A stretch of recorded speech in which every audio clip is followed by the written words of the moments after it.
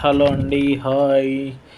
ఇక్కడ మనం ఆంధ్రప్రదేశ్ వెళ్ళామండి. ఆంధ్రప్రదేశ్‌లోని పల్నాడు జిల్లాలోని శ్రీ పార్వతి త్రిపురాంబ సమేత త్రిపురాంబకేశ్వర స్వామి వారి దేవస్థానంకి వెళ్ళామండి. ఇది భారత పురాతనమైన టెంపుల్ అండి.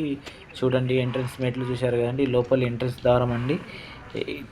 అలా లోపలికి వెళ్ళేద్దామా? ఓకే అండి, వెళ్దాం లోపలికి. లోపలికి వెళ్ళే దారిలో ఇక్కడ చూడండి, ఇటు సైడు హుండీ స్ట్రేట్‌గా కొబ్బరికాయలు కొట్టు స్థలం అంట అండి. ఇటు పక్కకు చూస్తే దేవునిది అండి. దేవుని శివుడు పార్వతి ఉన్నారు.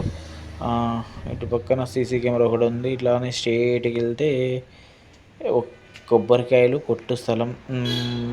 మరియు ఇటుపక్క సైడ్ వెళ్తే దేవునిది గజ స్తంభం ఉందండి. గజ స్తంభం వచ్చేసి కింద పడిపోయింది. కాకపోతే ఇంకోటి నిలబెట్టారు. కాకపోతే ఇది పాతదని బయట పడేయద్దని పక్కకు పెట్టారు. అలానే ముందుకెళ్తుంటే ఇక్కడ నంది ఉందండి. ఈ నంది ఎప్పటి నుంచో ఉందండి. కాకపోతే ఈ నందిని దగ్గరికి వెళ్ళి చూస్తాం. నంది ఆల్రెడీ ఇక్కడ వెలిసిన నంది కూడా ఉంది. ఇక్కడ ఎక్స్ట్రా ఒక నంది పెట్టారు. ఇటు పక్కకు శివుడు కూడా ఉన్నారు. మన శివలింగం కూడా ఉంది పక్కనే. శివలింగంకి ఎదురుగా నంది పెట్టాలని పెట్టారు. ఆల్రెడీ ఇంకో సైడ్ కూడా నంది ఉంది. ఇక్కడ ఉంది ఒకటి. అటు దేవుడికి ఎదురుగా ఉండాలని పెట్టారు. ఇది క్యూ లైన్ అండి. టెంపుల్కి వెళ్ళడానికి క్యూ లైను. ఇటు పక్కనే క్యూ లైను. ఇటు సైడ్ చూస్తే ధ్వజస్తంభం ఇంతకుముందు పూలు ఉందని చెప్పాము కదా. చూడండి, అలా స్ట్రేట్కి వెళ్తే ఇక్కడ ఒక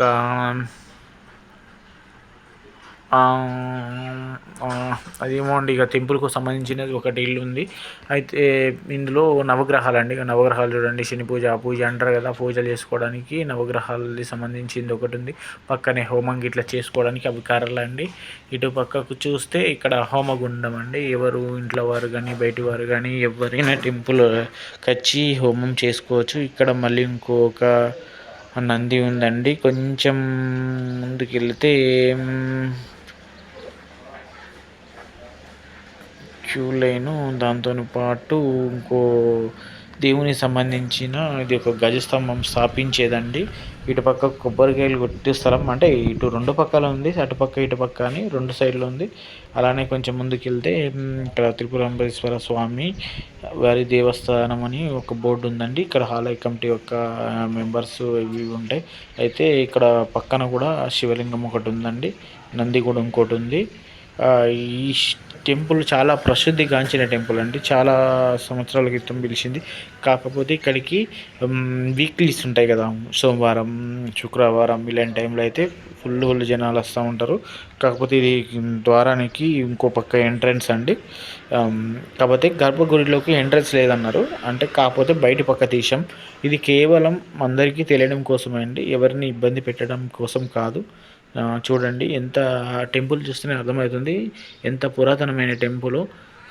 తిరుపతి ఎలానో, రామప్ప ఎలానో మన తెలుగు రాష్ట్రాల్లో వాళ్ళ ప్రసిద్ధిగాంచిన దేవాలయాలలో ఇది ఒక దేవాలయం అని చెప్పచ్చండి. కాకపోతే దీనికి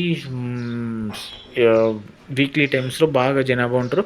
ఇక్కడ చూడండి, మన వినాయకుడు పాత పురాతనమైన విగ్రహం అండి. దీనికి కూడా పూజలు జరుగుతూ ఉంటాయి నిత్యం.